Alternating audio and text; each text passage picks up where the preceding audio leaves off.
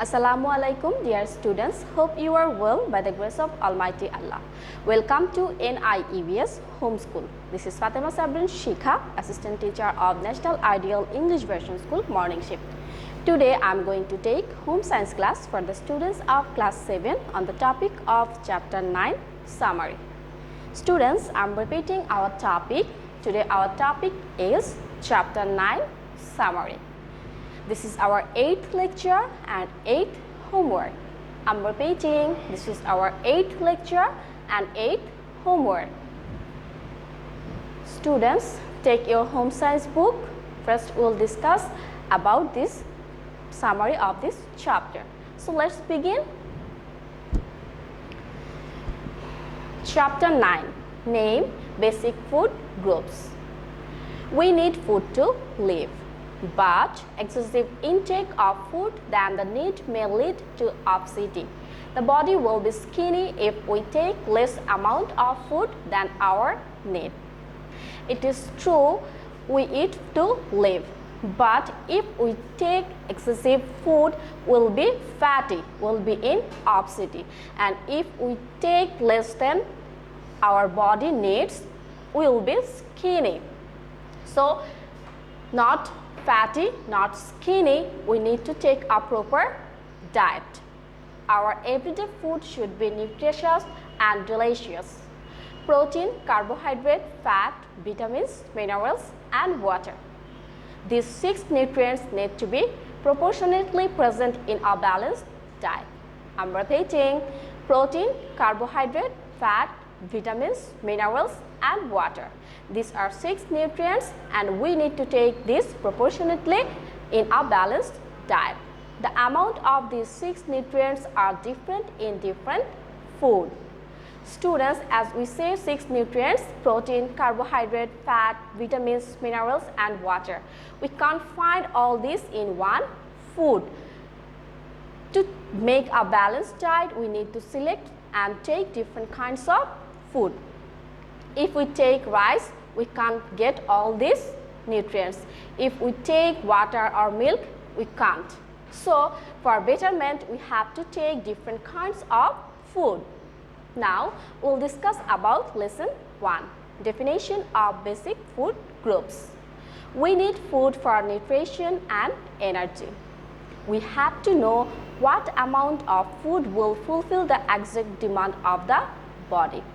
For this, food are divided into some basic groups considering the nutrients and how they work in our body. These groups are called basic food groups.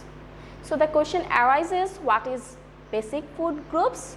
When we divide the foods into some basic groups considering the nutrients and how they work in our body, it is called basic food groups. We have to take food for nutrition and energy. Now, we'll learn necessity of basic food groups. Why food is necessary for our body? A balanced diet needs all 6 nutrients: protein, carbohydrate, fat, vitamins, minerals, and water proportionately. I'm repeating, a balanced diet needs all 6 nutrients: protein, carbohydrate, fat, vitamins, minerals, and water proportionately. So, when we will get all this, it will be called a balanced diet. Our diet will be balanced if we select food from the basic food groups. Next, it will be easier for us to meet the needs of our body and to make our food nutritious if we select food from the basic food groups for our daily diet.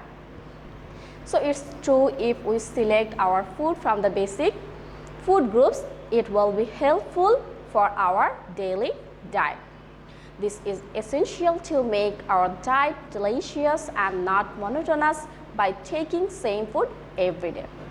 Students think that you are taking chicken, you are taking mutton or beef every day. It means 7 days you are taking the same food. Will you like it? I hope the answer will be no. And it's normal. We don't like the same food. So for our taste, we can take different kinds of foods. Now we'll learn about lesson 2, classification of basic food groups. We can divide our foods into 5 basic groups. I'm repeating, we can divide our foods into 5 basic groups. Students, now open your text, page number 102. Students, this is your text and this is page number 102. From this, you can learn all this, and this will be helpful for answering your MCQ. If you learn this, it will be helpful for your daily life, your real life, and easily you can answer the multiple choice question. So I hope you will read this at home. Now we'll discuss about lesson 3, name, amount to serve. The amount of food which is determined for every serve is called one serving amount of food. What is serving amount of food? The amount of food which is determined for every serve is called one serving amount of food. Every food has its particular serving amount. I'm repeating, every food has its particular serving amount. We can't take the same food and all foods doesn't have particular serving amount. First we'll learn about grain type food. Students, look at this picture. This is called food pyramid. This is food pyramid, and here you can see a lot of pictures of food. Look, our number 1 is grain type food. We get more than half of the total calories from grain type food. So when we eat the food, more than half of the total calories come from this type of food, such as we can say rice, wheat, potato. This gives us plenty of vegetable protein. Taking of these foods mostly depends on our body's demand of calorie. Students, I'm a teacher and I'm working with my mind. And think about our rickshaw puller. I'm respectively saying, when our rickshaw puller works with his rickshaw, he has to burn a lot of calories. That's why he has to take a lot of food containing protein, carbohydrate. So we are saying here that taking of these foods mostly depend on a body's demand of calorie. If anyone's body needs most, he must have to take more food, and anyone's body is taking or wanting less, he must take less food. Number 2, vegetables and fruit type food. An adult person should take 300 to 500 grams per day from this group. It means an adult person or aged person must take 300 to 500 grams food, that means vegetables and food type food per day. We must take 4 to 6 servings of this food in 3 meals of a day. Generally, we take 3 major meals in a day. In our 3 types of meals, we must take 4 to 6 servings of this type of foods. Now come to number 3, fish, meat, lentil and seed type foods called protein. Our everyday's demand of protein can be fulfilled if we take about 60 to 120 gram food from this group.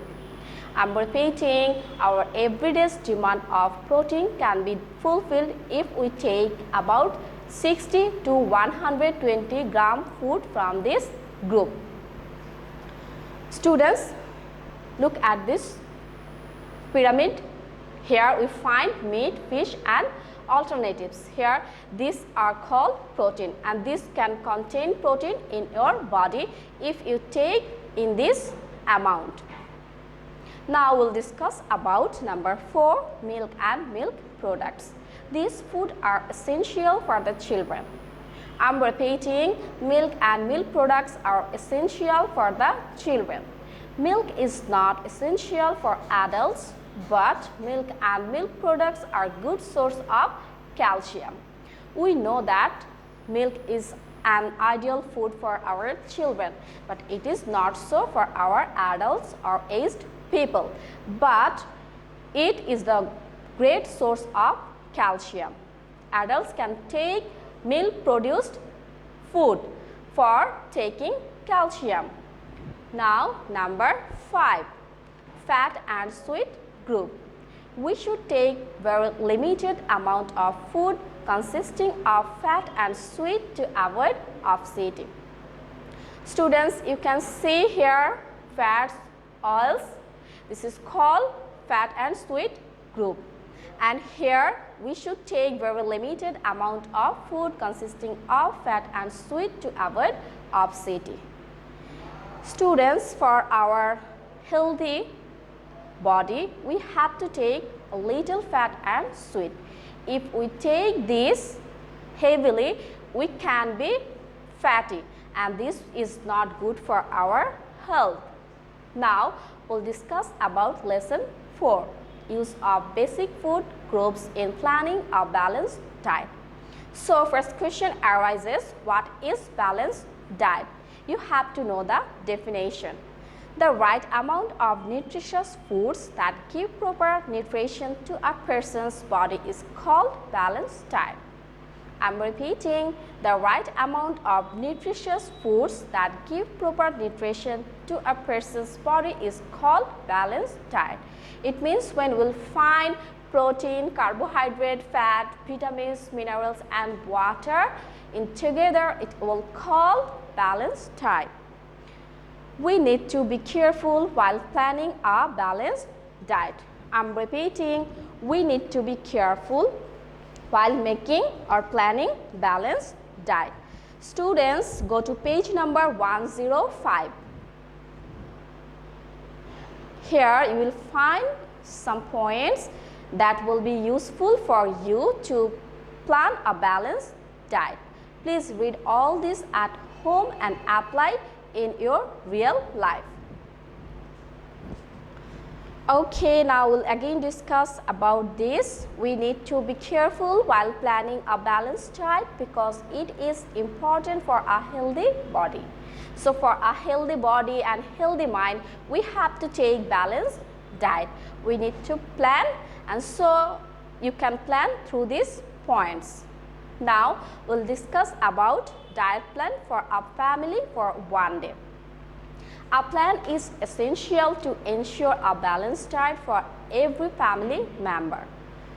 A plan is essential to ensure a balanced diet for every family member.